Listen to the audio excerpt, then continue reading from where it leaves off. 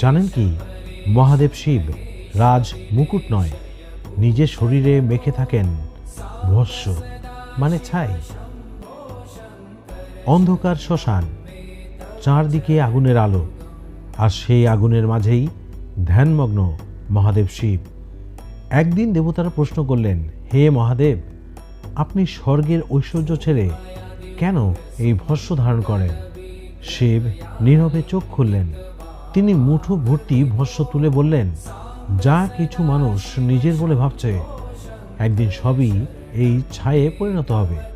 এই ভস্যই শিবকে মনে করিয়ে দেয়, অহংকারের শেষ আছে, শরীরের শেষ আছে, কিন্তু আত্মার কোনো শেষ নেই।